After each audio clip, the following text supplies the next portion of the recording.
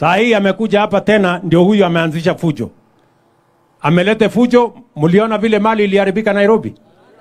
Mkaona vile watu wamelete vijana wamelipwa wafanye fujo. Mnataka tuendelee hiyo barabara?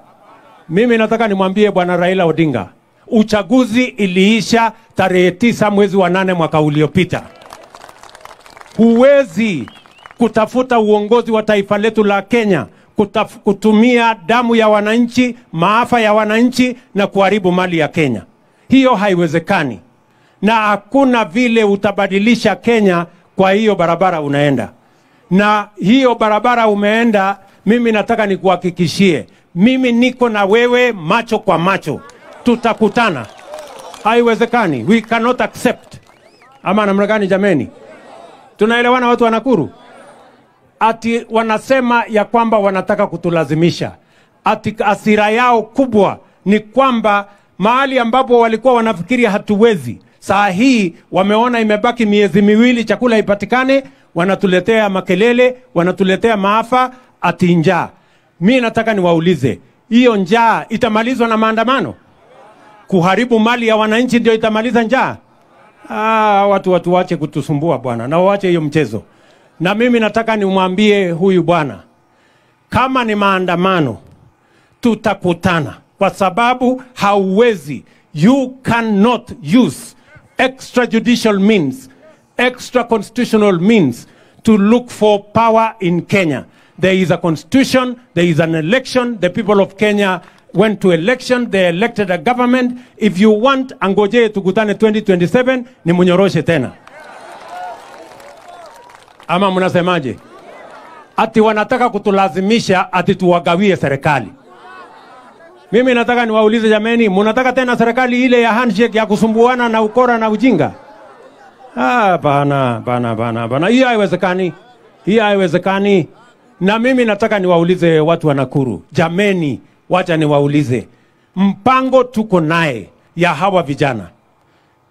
Tayari ile ajira tumeleta ya walimu. Niliwaahidi ya kwamba tutapanga hii kazi na kazi hii itasonga mbele. Mimi nataka niwahakikishie, mimi nitakaa ngumu. Hawa nitawakalia ngumu. Kwa sababu Kenya ni yetu sisi zote, Kenya si ya maandamano. Na tunataka hawa watu wa maandamano watuambie, ili maandamano isemekana imefaulu, watu wangapi wanapaswa kukufa? Watu mali kiasi gani inapaswa kuharibika? That we will not accept. Ama namna gani? Tunaelewana jameni? Nyinyi mnasema tupange maendeleo ama mnataka tuingizwe kwa hii maandamano jameni watu wa Kinamba? Tufanye maendeleo? Hebu nione wala wanasema tuendelee na maendeleo. Tuko pamoja? Na hapo ndio nimekwama. Nimekwama hapo. Nikae hapo. Nikwame hapo. Kabisa. Hawa watu niwakalie ngumu. Basi sasa mmenipatia ruhusa. Nitawakalia ngumu, watachangaa. Na ne wakiniuliza nitamwambia watu wa Kinamba waliniambia niwakalie. Ama namna gani?